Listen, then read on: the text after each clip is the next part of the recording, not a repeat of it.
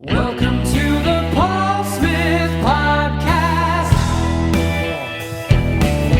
Hello, welcome to today's episode of the Paul Smith Podcast.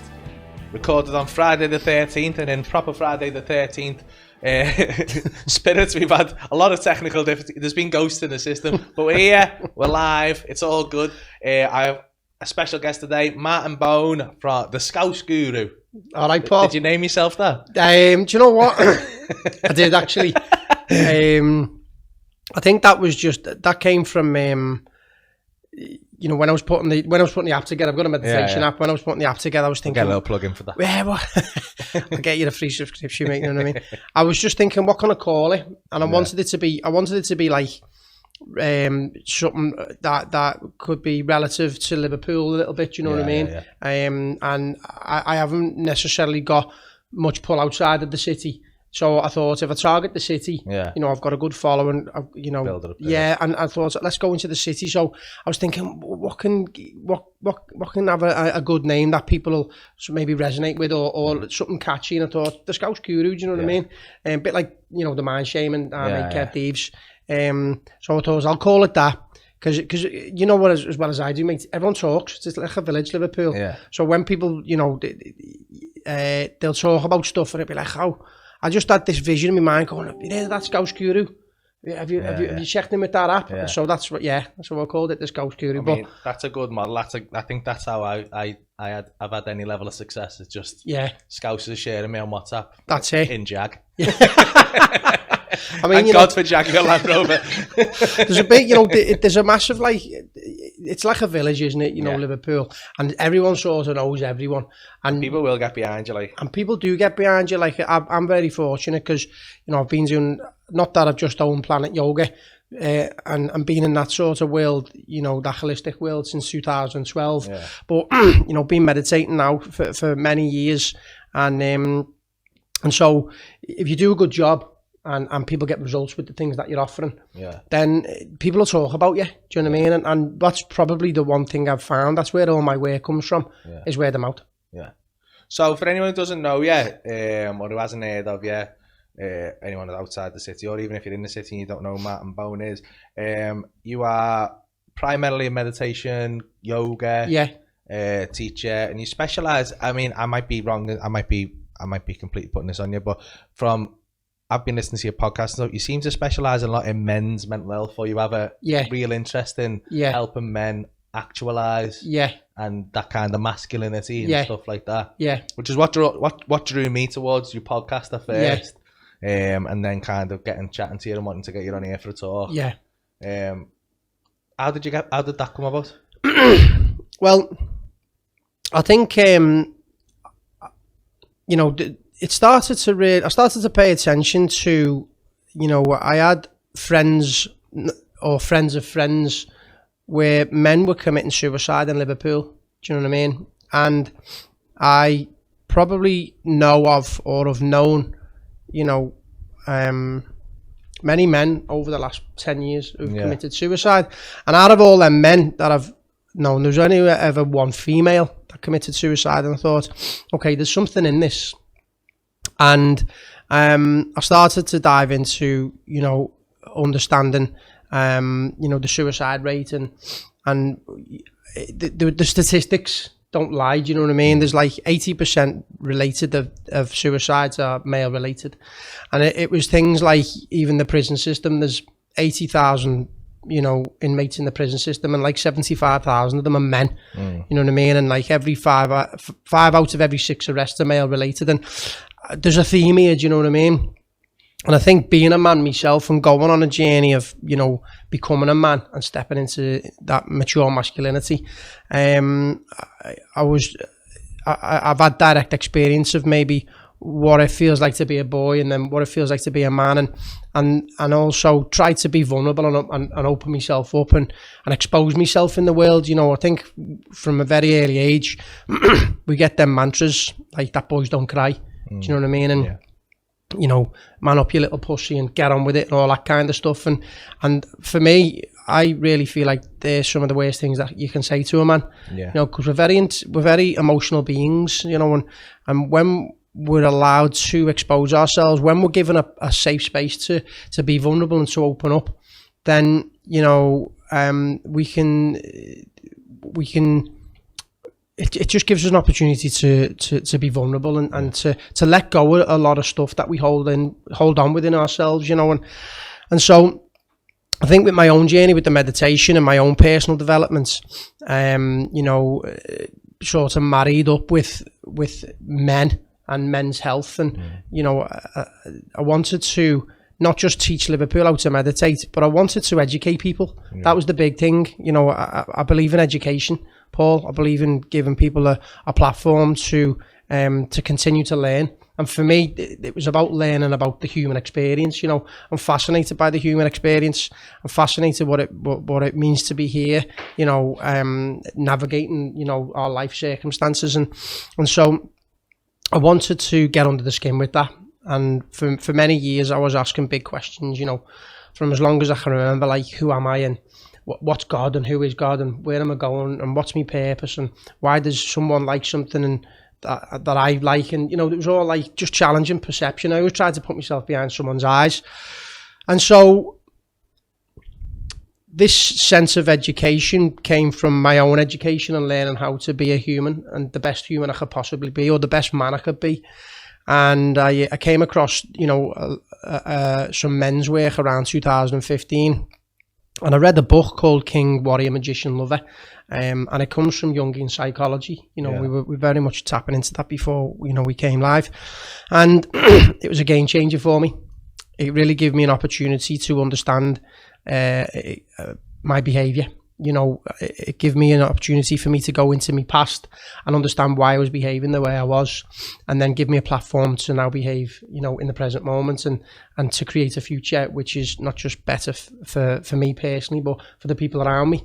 So yeah, and there was just men who were struggling in Liverpool, and obviously with the suicide rates and men who've committed suicide in Liverpool, I was just like, okay, I want to really dive into this. And so what I do here in Liverpool is to, you know, teach people meditation, and a lot of people are diving into that work nowadays. And but, you know, what sort of comes from that is a lot of guys who are coming in my direction, not just because they know that what I'm teaching is beneficial and helpful to them, but the work now is starting to filter out. You know what I mean? You know, I'm involved with an establishment called Men Without Masks, and you know, we just take men on a journey for 5 days, and we just give them a safe container to talk, you know, and also to have some direct experience of you know, meditation, yoga, getting into the body, getting out of the head, and creating that psychological safety. Which I feel like is missed in the West, or especially in strong cities like Liverpool. Do you know what I mean? And the only time men tend to really open up and talk is when you're on the booze, you know, or anything else with that. What comes with that? It's your go-to. It's what you do if you've got a problem. Do you want to go for absolutely, a pint? You know, and then you take the piss out of each other. Absolutely, you know, and it's been the boozers which have probably saved a lot of men's lives. You know what I mean? But that's just one avenue where I wanted to explore avenues which felt a little bit more sacred to me. Do you know what I mean? And also to give men a platform to just be heard, you know, and so, you know, sitting in circles and listening to men, sharing stories, and keeping it simple. It's dead informal. We have a laugh in the process, but that work really is so nourishing. You know, and for me, diving into that work over the last few years, it's given me an opportunity to become a man. Do you know what I mean? You know, I feel like in the West, we don't really get a healthy initiation, like a rite of passage. So we don't give our psyche the opportunity to mature. And so there's still a lot of men who look like men, but under the skin, the psyche is still navigating from a boy, a child.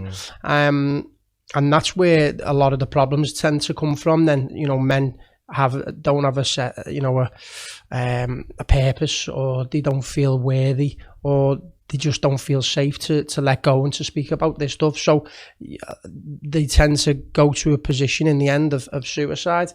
And so, you know, with the work that we do, we give men an opportunity to understand this stuff, be educated on it, have some direct experience of it, and then also a process of some sort of healthy initiation. Just by being present with one another is initiating for men.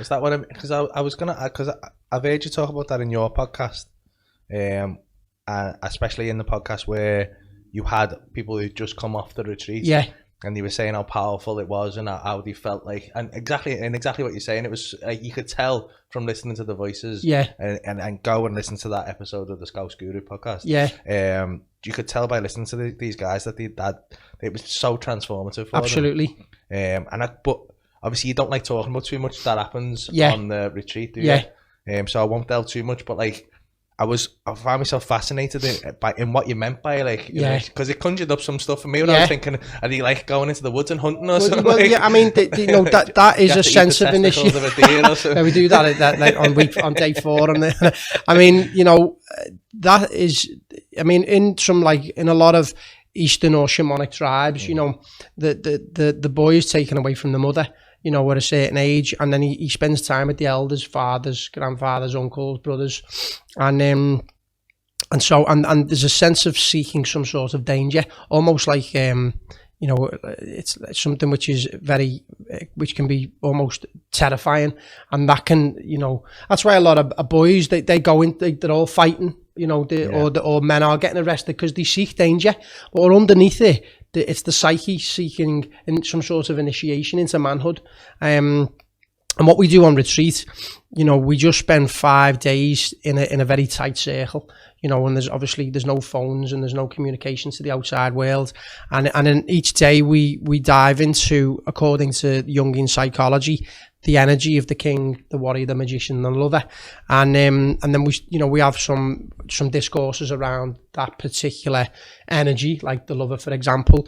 How does that lover play out in your life? And we just give them a map to understand that energy within ourselves. All men are lovers, all men are warriors, all men are magicians, and all men are kings.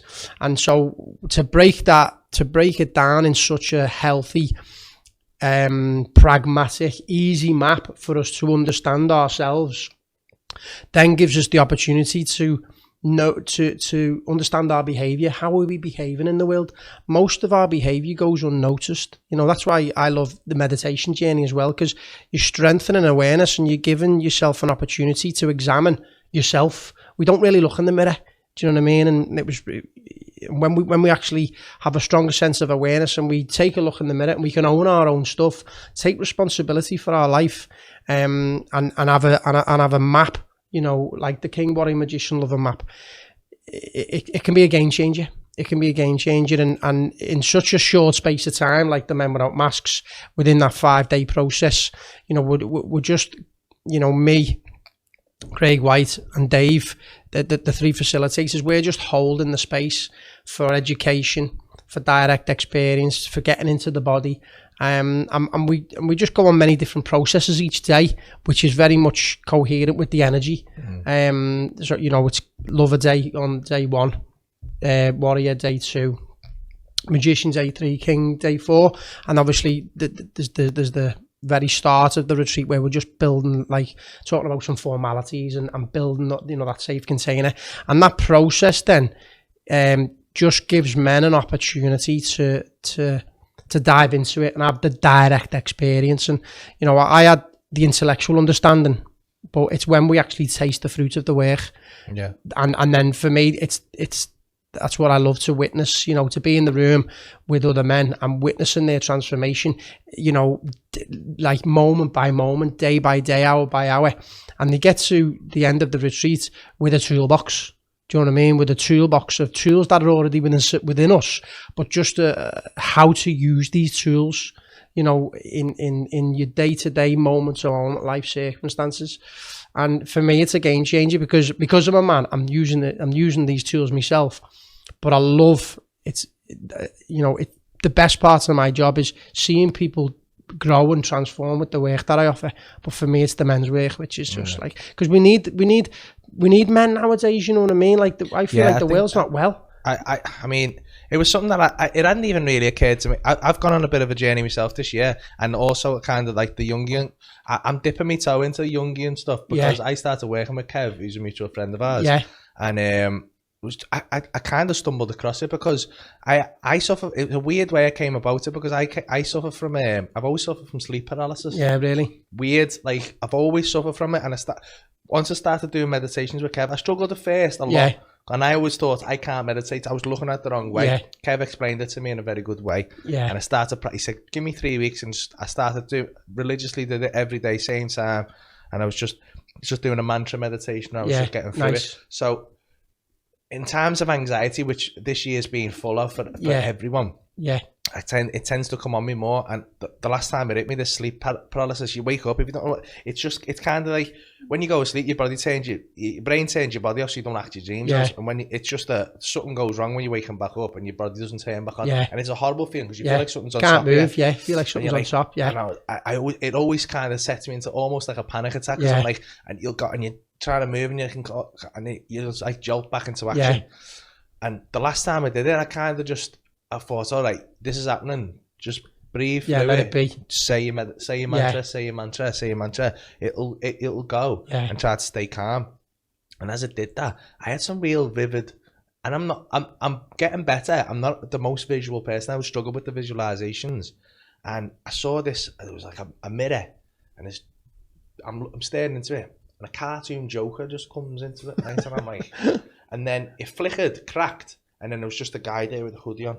Wow. And it wasn't very long. I was just like, it was so vivid though. And I was like, whoa. And then it kind of jolted, and it was kind of like lucid because I was half awake and half asleep in this like weird semi-dream state. And I thought, I've got to tell Kev about that. He'll love that. So I rang up. He went, oh, they're the Jungian archetypes. That's the Joker and the shadows and the shadow self. And I was like, nah. Yeah. So then he was like, get on this book. And he sent me a couple of things over, and there's a couple of like YouTube videos on it and stuff like that. I've got a tattoo on me. Yeah, nice. Nice. Joker. Yeah, nice. And I was like, fascinating work, innit? Yeah. So I've gone down a little, but when you say that, as I said, I'm just starting on this journey now, and like I'm dipping my toe in. And you say everyone's the Joker. I mean, everyone's the lover and the magician and the king. How would you kind of? Are you able to like kind of explain more about what those archetypes mean to people? I mean, within this map, I mean, there's many different archetypes. Obviously, you know what I mean. You know, you've got the Joker. That would probably, you know, from my understanding, come underneath like the magician archetype. Do you know what I mean? So within that map, it's a very simple map, and like for example. For the lover, for example, would be like that them virtues within us, which is connected to like sensuality, intimacy, playfulness, fun. Do you know what I mean? Like, and that's like a mature lover. But then you've got the shadow aspect to the lover. Do you know what I mean? So they have like two different types of the shadow. So then you might, when the lover's out of balance, he tends to be addicted. Do you know what I mean? Or impotent. You know, so you start to understand going, actually, I've got a lot of addictions here. I'm addicted to porn, or I'm addicted to drugs, or I'm addicted to this. And it just tends, it's because your lover's out of balance. Do you know what I mean? So then once you understand the map, you go, okay. And you're able to get under the skin and go to the root of these issues. A lot of these issues tend to come from our conditioning. You know, how we've been brought up in the world by the people around us, our parents, our school teachers, our schooling system, the things we've read, the things we've come across, the music we've listened to, you know, culture, everything. And so you're able to then start to understand, like for me, I was looking at this work and I was like, wow, okay, well, I'm an out of balance lover, you know, I'm addicted to this, that and the other. And then I was like, well, I'm an inflated warrior. You know what I mean? So that inflated warrior can be a bit like a bit of a control freak or a bit of a bully. Do you know what I mean? You know, sort of like selfish and in it for only selfish reasons. And so, and I feel like, especially in Liverpool, there's probably a lot of overactive warrior energy here. Do you know what I mean? And when you start to come into like more of a balanced warrior, it just tends to be a place where, you know, that energy consists of being steadfast and disciplined, and persistence and consistence and equality and all that kind of stuff. So you start to understand the virtues connected to where you are with the map of the archetypes, you know what I mean? And, you know, you look at something like the magician, and the magician is the one which it's connected to our intelligence. you know, so it's like it's going inside yourself, it's good reasoning, it's listening to these multi-levels of intelligence in ourselves. But when we're out of balance, you know, you can be like a manipulator. You know what I mean? And, you know, so you tend to manipulate life just to suit the needs for yourself. You know what I mean? And so I was like a manipulating magician out of balance, an overactive warrior. I was an addicted lover. And then that king energy was like, you know, I was more like a weakling prince, they call it. You know what I mean? So doing some work in each quarter, you know, and taking a look and then integrating, you know, some of this stuff into your life, you then start to just balance these things out, you know what I mean? And then a balanced lover, a balanced warrior and a balanced magician then really gives you the platform to step into like that king energy. And that king energy is like a fathering energy. It's mature, it's wise, you know, it's grounded. You know, and so it's just, it's that map which is connected to all these virtues within ourselves, which just give us the opportunity to be our best self. And the work's never ending, you know, and so there's many maps, Paul, that people refer to when they're looking inside of themselves, but this particular map is incredibly simple to understand and apply. Yeah. You know what I mean? That just gives that's probably just a brief overview of it. No, like that's resonated with me, definitely. Yeah. I remember reading the book and then just like, it was just talking to me and I was able to relate it to my own life. And obviously what we do on retreat, we just dive into it. You know, we get into we just get into a place where men can completely understand it, and we get all different types of men on retreat. You know what I mean? It's not just broken men who are out of balance. You know, you get like we get an eclectic mix of guys, you know, from all different ages, but you get some incredibly successful men, you know, high flyers, who just want to continue to, you know, to develop. Do you know what I mean? And to feel into that like energy of the king. You know, and when the king is healthy, when your kingdom's healthy, then your life becomes healthy. Do you know what I mean? And, you know, you're able to hold the space, you're able to step into that maturity. And I just feel nowadays there's a lot of men and women who are just, they're just bumbling around and they're so immature and they're playing the victim and they're not owning their own shit and they're pointing fingers and not really taking responsibility. And it's this type of work that if you can really start to look at yourself. And because some of the reason that people don't want to look at themselves because it's difficult to look at that shit. You know what I mean? You're looking at yourself and you think, fucking hell, this is difficult to look at. You know what I mean? And people put it to one side and then just, you know, they'll just crack on and stay on the surface. But it's when you get below the surface and you do a bit of work on yourself that you get to know who you are. I now know who I am and what my purpose is and what makes me tick, what triggers me. You know, so having this map and understanding it gives me the opportunity to navigate the terrain of my own existence. That for me is mindful. That's amazing. It's powerful stuff. No, a lot of what you say rings true to me, especially like, I think what you said about getting successful people, and again, going back to listening to your podcast, you had a guy on who was like a successful businessman. He seemed like he had a really good experience on the thing. Yeah. I think that's what set me down.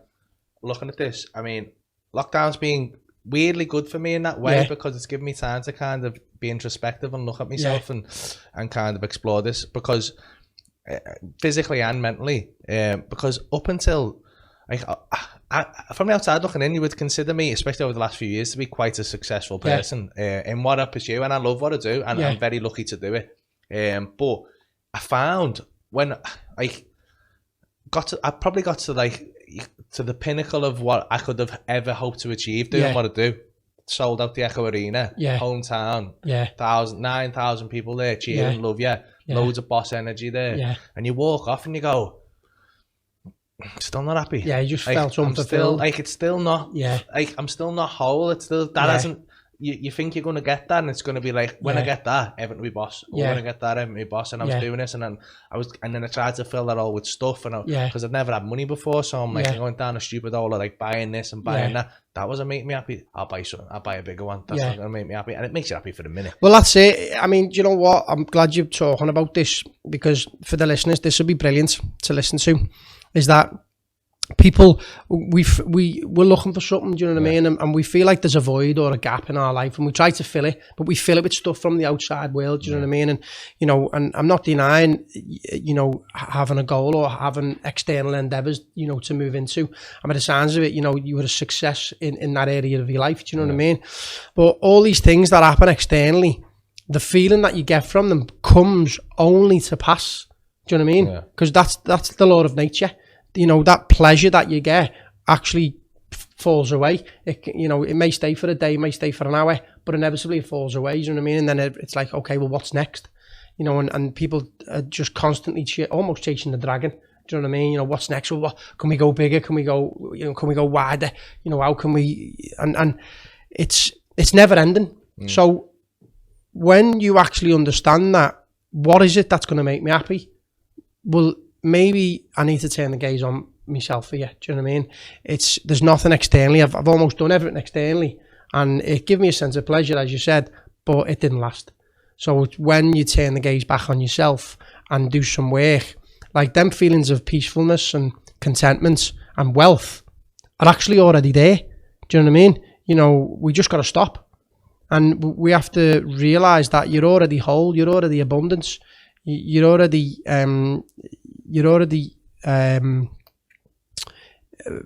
content. And it's when you actually stop and just learn how to be. You know, we've heard that saying, just be yourself. You learn how to be. A lot of people don't know who they are behind name and form. So when you learn how to just be and stop and start to rest in this sort of space of being and create some conditions to understand your mind, then you end up just going to a place which is really simple. And that simplicity is where the divinity is, you know what I mean? It's where it's like, wow, I'm not really doing much, but I feel great. And because there's an undercurrent of fear, you see. There's an undercurrent of fear, lack and scarcity and incompleteness where people are navigating their life. So from that undercurrent, they're chasing things outside of themselves to fill the hole. When you flip it on its head and you look at the other side of the coin, and you start to navigate life from a place of abundance. You know, you start to navigate life from a place of, I'm already content, a place of appreciation, not a place of lack. It's like I've got more than enough rather than I haven't got enough. And when you change that vibration, then, you know, you feel abundance and you can live an abundant life, but you're abundant inside. Do you know what I mean?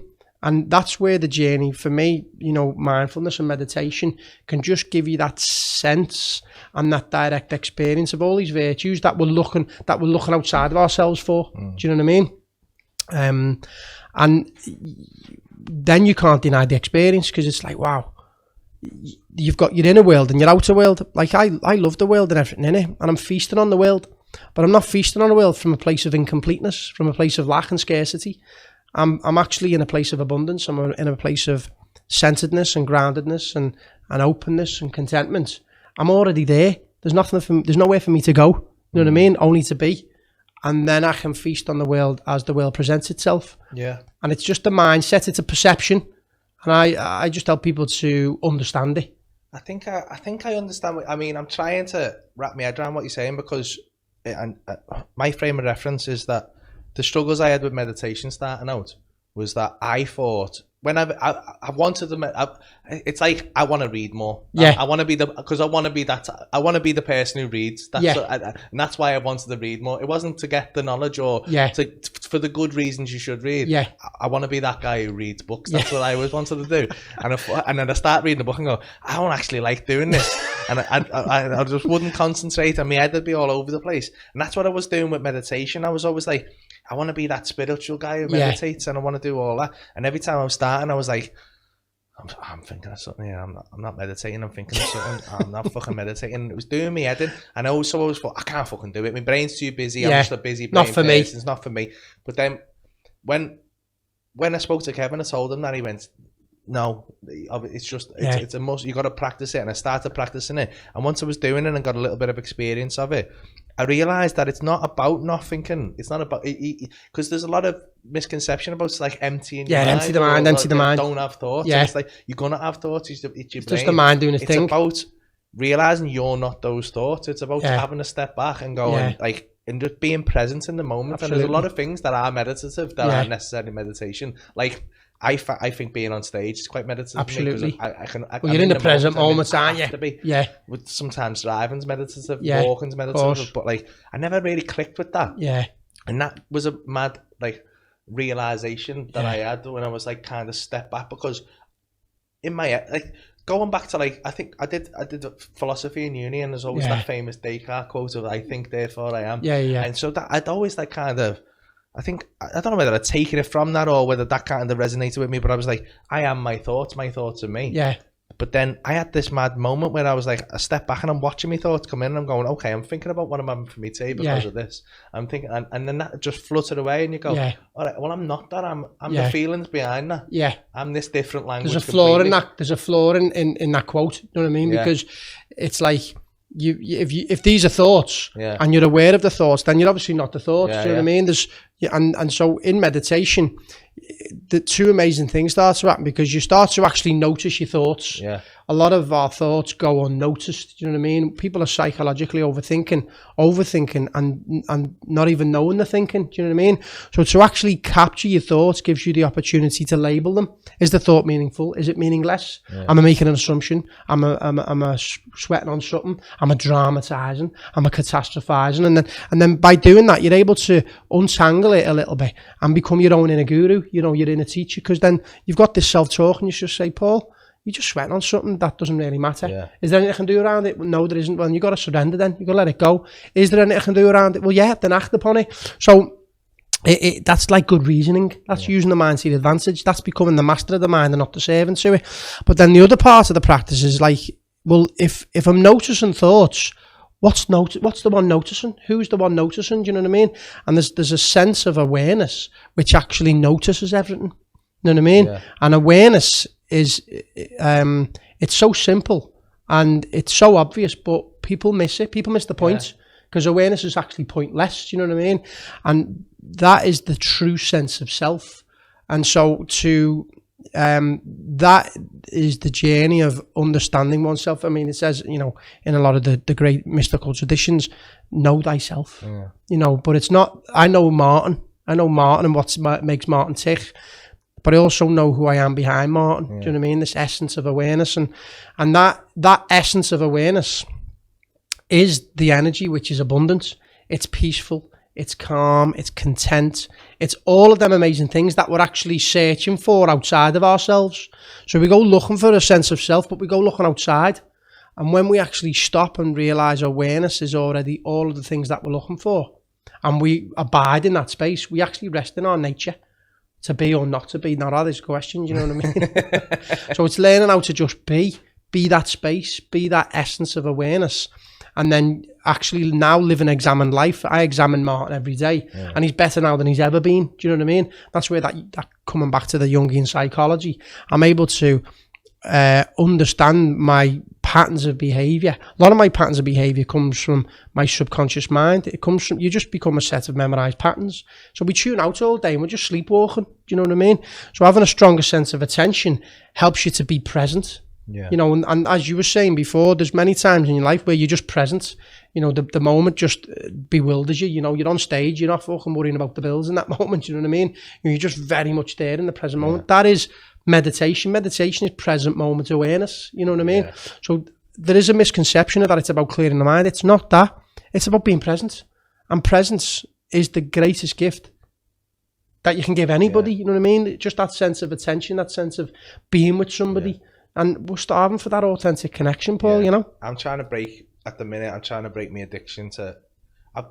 I've been fighting this addiction to social media for a couple of years. Yeah. Come off Facebook, come off Twitter, went to Instagram because I thought... And I don't want to be the guy who goes, social media is totally evil, because it's done a lot for me. Yeah, of course. It's done a lot for me. Yeah. But I also think, like, there's massive problems with it. There's massive problems with the dopamine hit you get. And I'm such a slave to it sometimes that I'll go on and I'm like, I'll be checking comments and likes, and it's never good for your mental health, that kind of stuff.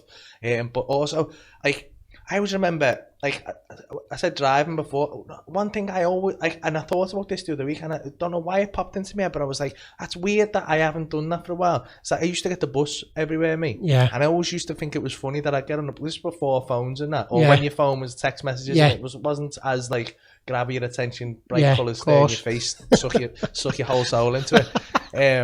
But I always remember, like, you'd just daydream. Yeah. Couldn't remember the last time I daydreamed. Yeah. And I was like, wow, I used to daydream. Yeah, a all lot. the time. Just sort of just being in the moment and contemplating life and just, you know, being in that even when space. I was walking, I was like podcasting or something like obviously listen to this podcast, it's a great distraction. But like I was always checking now that I've got social media. I'm always like, I might have another like there, or someone might have messaged me. It's people's go-to, Paul, you know what I mean? Like what happens is people, it's when anyone gets bored, you know, that sense of there's a void and there's nothing going on in someone's life, there's no stimulation, then instantly they'll go on the phone and they're looking for stimulation, do you know what I mean? So it fills a void. That's almost, you know. Sorry, should have said that. But it Sorry, is. What are you saying, man? You know, it's a void, and people are losing this sense of just being, you know what I mean? And then, you know, any moment where they're not being stimulated, bang, they're on the phone and they're looking for that dopamine hit. Yeah. You know what I mean? So, you know, it gives, you know, it's like that Instagram, you know, you just, and it's never ending. So you can just keep that finger going as long as you want, and you're being stimulated. And that is the ego. You know, that's Paul looking for a sense of self. It's looking for a sense of completion. Because the ego runs from a place of incompleteness and a place of fear. You know what I mean? So it's always wanting validation. It's always wanting a sense of I'm here, and we're always wanting to be seen, and that's the ego. And so the social media can be it can be a great tool for us, you know, for connecting people and having a bit of fun. You know, I love Instagram. You know, I find it fascinating. You know, it is colourful, and I follow some amazing people on there who inspire me.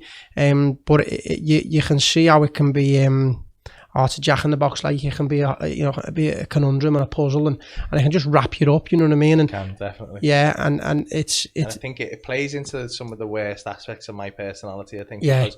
I mean, obviously, I've got to be. I've accepted a certain level of mental illness because I'm willing to stand in front of people and go, I'm going to make you laugh, and if you don't laugh, it's going to be horrible. And I've done that enough to get good at it, which is a weird thing for people to do, because most people would be terrified of that. Most people would rather jump in front of getting in front of an audience. Like, I mean, I love it, you know, teaching meditation, but the thought of being on stage, like, and then, you know, then bright lights coming on you, and you know, have you ever got stage fright in that? Like, no, you're being quite. It's a weird thing, because I mean, even the first time I did stand up, I did because I was being a cocky, like, but I wasn't. I was going. I've always been the type of person who kind of like self-development. Yeah. So I was reading a lot of self-help books and stuff like that. I wasn't a confident guy. I was quite shy. Yeah. Which I still am, to be honest. Yeah. Deep down, I'm a shy person. But what I found I was doing, and what this year, so I'll go back to this in a second. I was kind of building like a false confidence rather than having a real confidence. I was trying to build a person upon me rather than. But so I done stand up for the first time, and like Royal Court Theatre, 300 people. Wow, it's big place, but. Like, and I was like, oh, fucking hell, what am I going to do here? And I was like, fucking like I was about to have a fight. I'm fucking psyching myself. I'm like, screaming and stuff. I still do that. And I'm about to, and then I walked on stage and it just all went, yeah, fell away. It was just still. Yeah, it nice. was just stillness. And I was like, all right. Yeah. All right, yeah. I've never felt more confident in my life. Wow. Everyone just fell away, And it's just like, because you can't think of anything else. Of course. You can't think about your problems. You can't be in pain. You can't, there's nothing else. It all falls away, It's literally, and it's like, I've spoke to fighters about this, and fighters say the same thing. It's like, people are scared of a fight.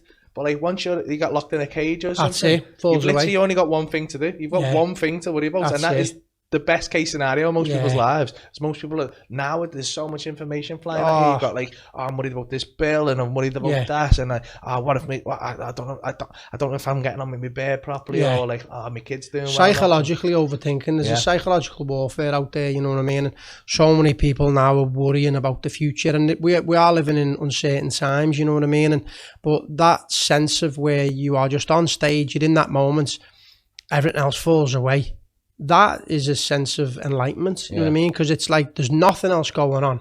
You're not disturbed by the nature of the mind. You become almost mindless. You know what I mean? And it's like you're in the power of the now. You know, little quote from the book by Eckhart Tolle, and you're just like you're there. And that sense of there-ness is a sense of being.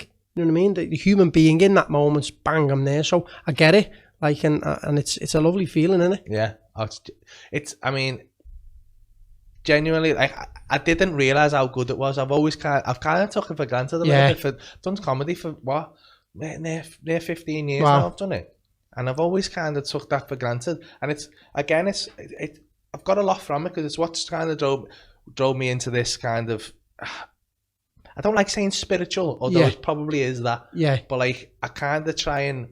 Because I've come from such a place of like, if you met me 8 months ago or 9 months ago, different person. I'm like, fucking not all this is bollocks.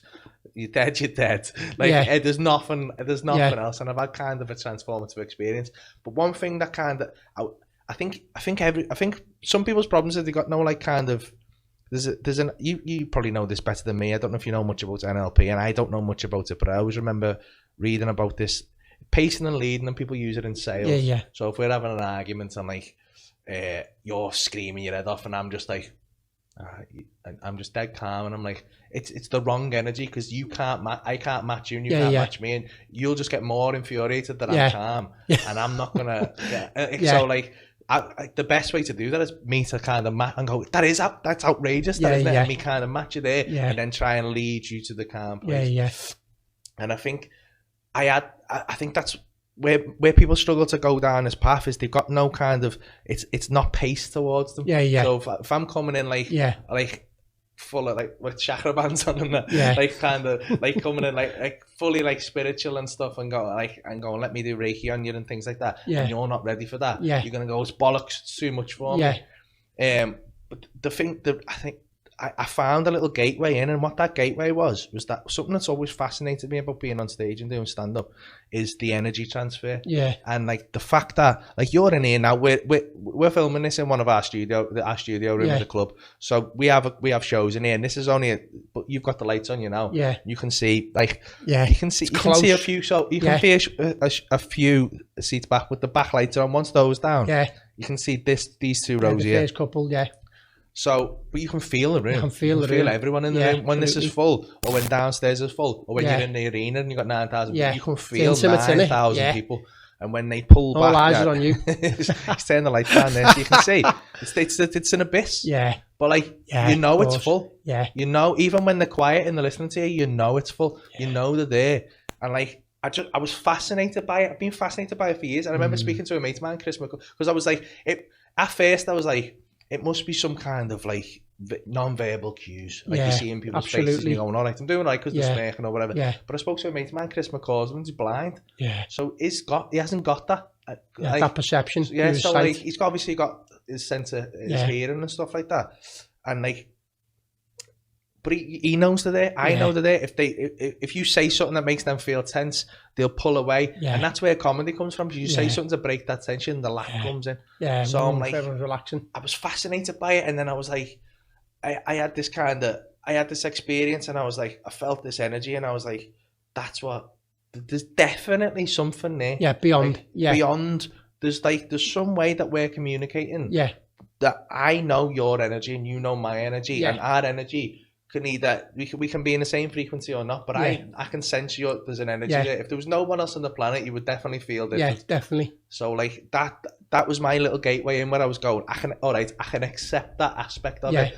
Let's see what else I can accept and open my mind to it. And once I open my mind to it, I've gone down a little. I've got people a lot of people are like, oh, you've saying this a bit of a hippie now. I'm embracing that, to be honest. Good for you, I mate. love it. But like, I think now I'm like, I've opened up to so much to it, and I'm meditating and things like that, and it's helped me so much that I'm like, I wish I want to try and make it relatable so other people can. I haven't got the expertise to be like to be to do what you do. But if I can bring what you do to someone else, well, I think what's important here, thing. and like, you know, let's talk about what spiritual, or maybe what spirituality is. Yeah. For me, to break it down for anyone listening today who's maybe afraid of that word, it's just connection.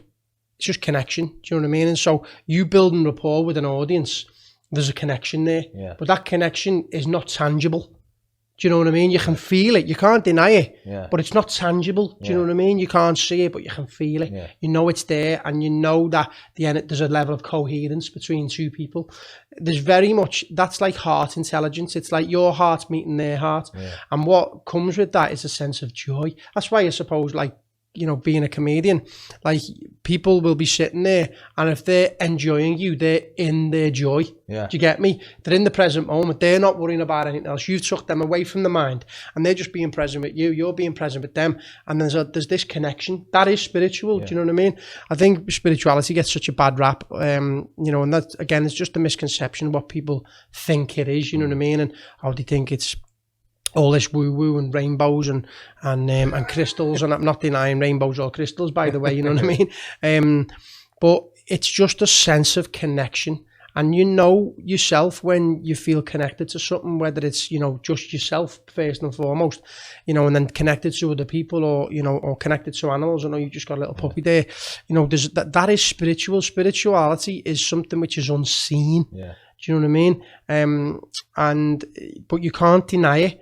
And we're all spiritual beings, you know. We all have times in our life where we're in our joy, where we're in the present moment, whatever it is. You know, you might be out with the friends having a bite to eat, and you might not class yourself as a spiritual person, but if you're in that moment with that person, you're building rapport and you feel connected to them, for me, that's spiritual. Do you know what I mean? And so I think when people start to feel into that, actually, yeah, it's just about being together, you know, coming together, building rapport, and feeling into that energy.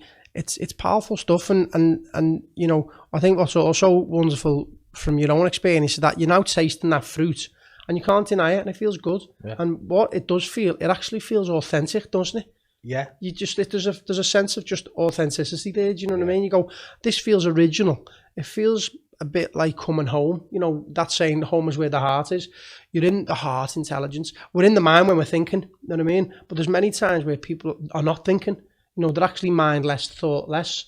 So people don't actually necessarily capture themselves when they're thoughtless. You know what I mean? And when they're thoughtless and when you're just watching, you're in the true sense of self, but people are there unconsciously. They don't know they're there. Yeah. I just try to put all these concepts into Scouse terms, really. Yeah. Into terms where people go, I get what he's saying. And also, he's just a normal fella. Yeah. So I'm still effing and blinding, you know what I mean? I'm still fucking going out for a pint and having a buzz, you know what I mean? I'm dead grounded. Yeah. And that's why people can relate to us. People have got to relate to us. You know, I'm not out there, you know, with the white garments on, do you know what I mean? And talking, you know, in riddles. Yeah. I'm on the ground level. You know, I'm right on the surface with the people, and I'm meeting the people on the streets. Yeah. You know, literally, and that for me is worth, you know, more than any money. Do you know what I mean? Because just by being present with someone, you can not just change somebody's life, you can save somebody's life. Yeah. So spirituality for me is presence. Definitely. There's a few people I like. Obviously, I came to you. I think I come across you on Instagram, obviously through Scano, and through Mark on a Mission when you were doing the beach mornings and the ultimate mornings and stuff like that. I think there's an amazing movement in Liverpool at the minute. There's a few people there.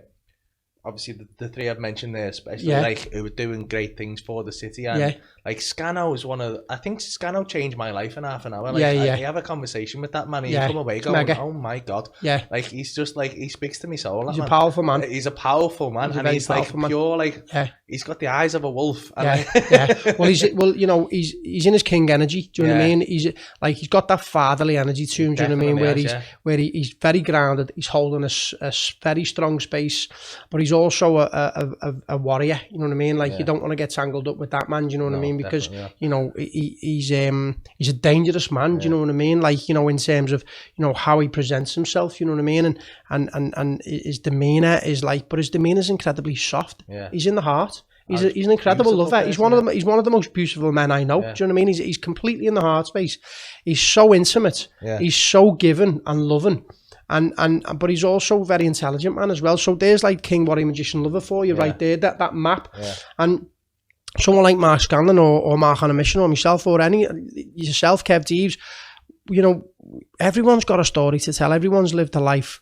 But these men are just passionate about life. Do you know what I mean? It takes vulnerability to expose yourself, Paul. You know, and all of these men are exposing themselves. Yeah. You know, and they actually want to serve the world.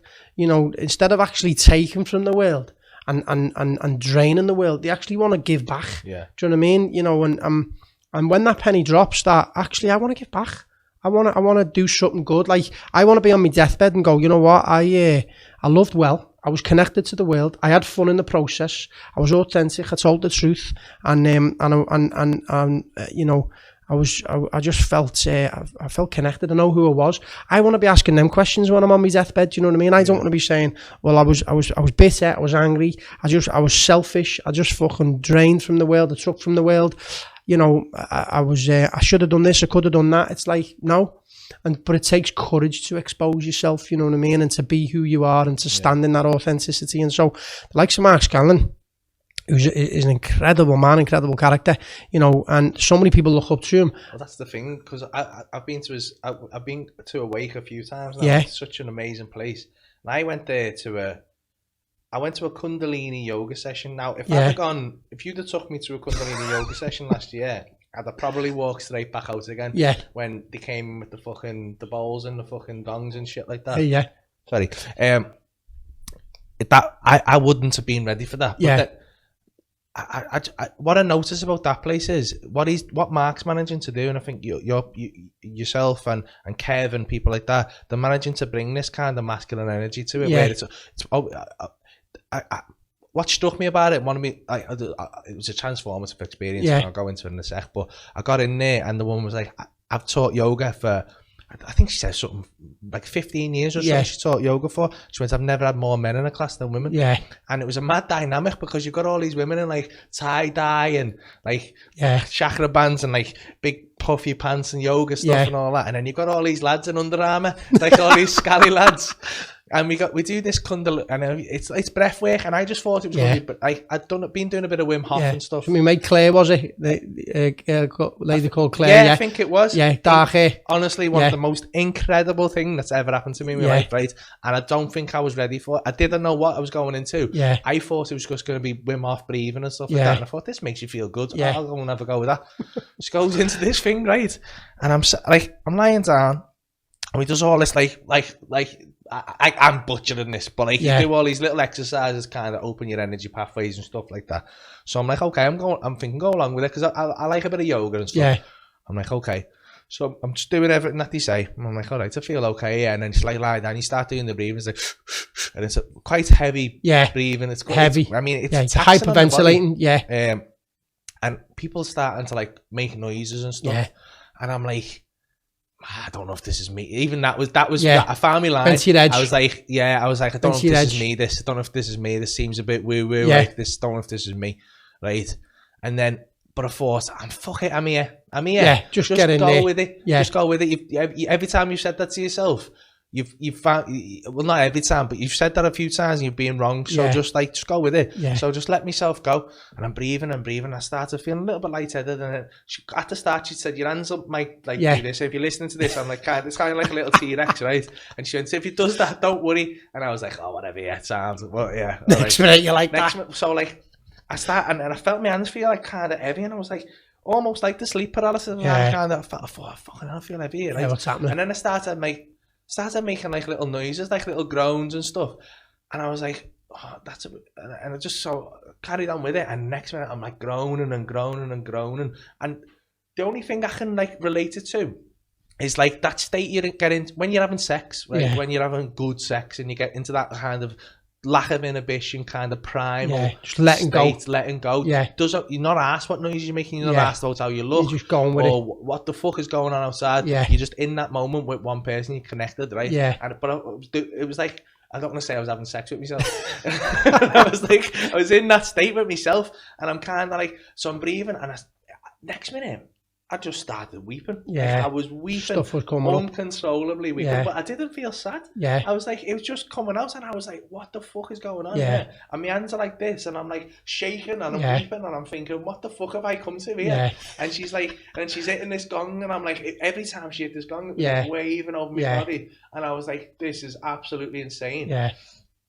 Finishes the session, and you've got a load of these fucking hairy ass scally lads going, like, that was like powerful, like, like loads of us was crying and stuff, and like fucking just like we shared this experience with each other, and it was incredible. Like initiating as well, isn't it? It was incredible. Like, and I've tried to I've tried to figure out how to tell people about it, and that's probably the best I've ever done. But like, I'm trying to figure out a way of relating that to people without, like, as I said before, without going in too high. I'm like, and people who aren't ready for that going, nah, he's a hippie. That's not he's for gone. me. Yeah, because like, go back 8 months. I was literally saying that. Yeah. So like, I mean, I don't know what it was, and I'm an open-minded person, so like, I'm not saying like I was possessed by a spirit or nothing like that. Yeah.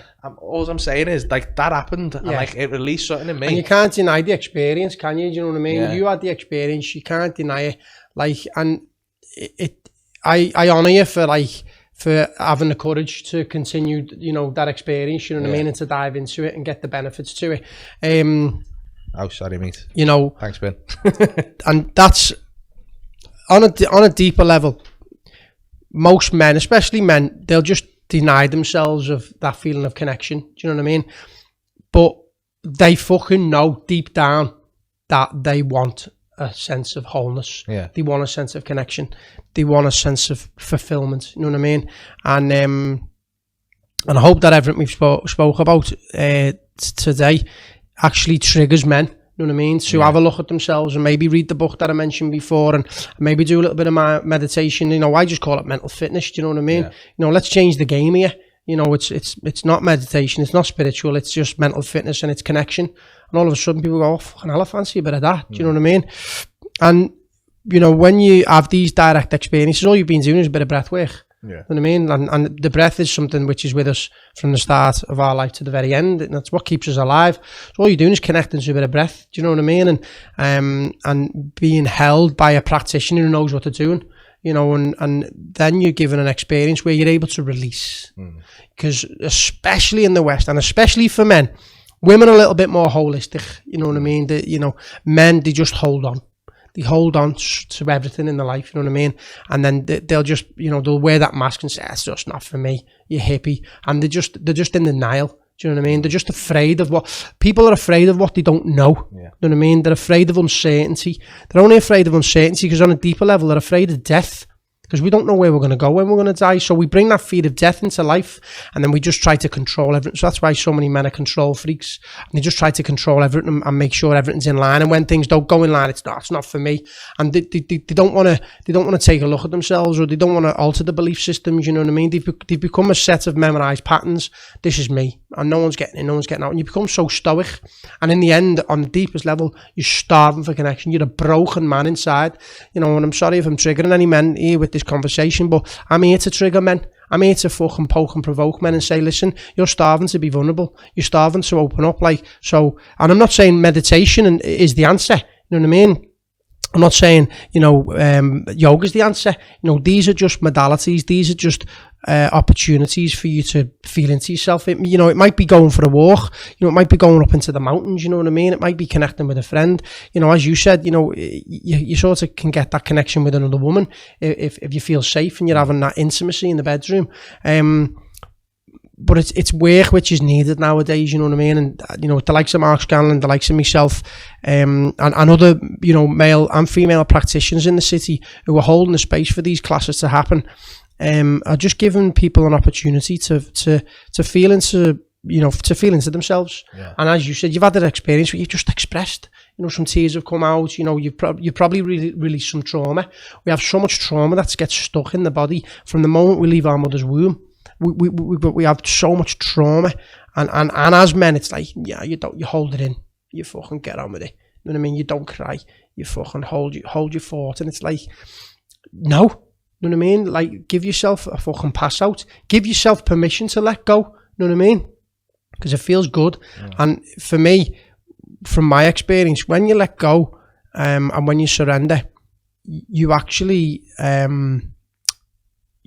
there's a sense of you become very energetically attractive. Do you know what I mean? And so you end up attracting more abundance to your life. You know what I mean? Like, I'm in a position now, Paul, where I'm in an effortless flow. Things are coming to me. I'm not even trying anymore. Do you know what I mean? And I'm not striving to be better. I'm just accepting who I am. I'm resting in my state of being. I'm very easygoing and simple and flowing. And I've never been so abundant in all my life, internally and externally, you know? Yeah. And it's just the power of this work, you know what I mean? But this work is simple. People are just shit scared of it. You know what I mean? And that's why, you know, the likes of myself, being a normal Scouser who's had direct experience for a number of years, you know, who can guide not just, you know, anybody, but men in particular into a space where they can just feel into themselves, you know what I mean? And talk. And all of a sudden, transformation happens. And we need men nowadays. You know, the world's not well, it's on its knees. And I feel like if men step up and step into that king energy, that mature masculinity, then we're able to hold, you know, our society. We're able to hold our women. We're able to hold our children. Do you know what I mean? And unfortunately, you know, there's so much abuse out there. And it's only because men are not allowing themselves to surrender, you know. I love the work, it's powerful, and I'll continue it till the day I die, do you know what I mean? Because I've not just had direct experience with my own life, but I've watched so many men who come in my direction who are willing. You've got to be willing, you know what I mean? There's got to be an element of will. You've got to go, you know what, yeah, I'm going to do that. I'm going to step into a place which is uncomfortable. I'm going to give this a shot, you know what I mean? And then there's no looking back. Because when you know, you cannot unknow. And once you transform just a tiny little bit, you're starving for more. And you just create a platform for organic evolution. And you're just expanding all the time. I love it. Yeah. Amazing. I mean, that hour's flew. Are we doing it an hour or we got more, have we? We're trying to stick to an hour for uniformity, but I mean, I think I could sit here and chat to you all day. I'm definitely going to get you back on. Thank you so much for coming down. Just very quickly, if you've enjoyed Martin talking, which I'm sure you all have, go and listen to his podcast. I mean, this is just, I mean, we've dipped our toe in. Yeah. There's so much information there, so many good talks with such interesting people. I love it. So go, it's a Scouse Guru podcast. Yeah, it's called Creating Space, actually. Yeah, so it's creating, you know, that's it. It's Creating Space. It's on, and we're on like Spotify, and, you know, we're on YouTube. Everywhere and all you that. get your podcast from. Yeah. It's the same place you got this podcast from. And download this app if you want to, because it's a lot of meditation. It's just, you know what, I just put a meditation app together. You know, I wanted to reach a wide audience. Yeah. I wanted to share my gifts and my talents with the world, especially from the people from Liverpool. I just wanted to give people a platform for education and direct experience. And I put this app together. I put a lot of work. It took me 2 years. And it's just, you know, a lot of tutorials, a lot of simple meditation practices, a lot of direct experience. You know, there's things for the sleep, there's things for deep relaxation, mindful practices, and then obviously with the podcasting station, because it's conversations like this that help people out, Paul. You know what I mean? And you know, I'm all about, you know, bringing people together. I'm all about having some good conversations, getting under the skin, and having a buzz in the process. You know, and I love being here. I think what you're doing is great. I honour your journey. I think you should be cracking on with it. You know what I mean? And thank you. It's powerful stuff, and you know, you're going to get the naysayers. You're going to get people trolling you. You're going to get people buzzing off you, but you know, they're just afraid. You know what I mean? And they you just got to keep demonstrating authenticity and being yourself. And people, you're just a great mirror now. You know, for people to step up in their own lives, and you'll inspire people naturally. But it's effortless. So good for you, mate, and thanks for you know, calling us on today. Thank you so much for coming down. Definitely going to get you back on soon to chat some more, because I like just poking your brain. Yeah. Thank you. If you've enjoyed this, as I said, check his stuff out. Scouse Guru. What's your Instagram? Sorry. It's just Martin Bowen Meditation. Martin Bowen Meditation. Check him out there. Thank you so much for spending the time and listening to us today. If you've enjoyed it, please subscribe and click like and all that stuff. Share it about. Let people know. And just tune in. We've got some more episodes coming soon. So tune in, and we'll catch you all next time. Thank you so much. Bye. See you later. Thanks, Paul. Thank you.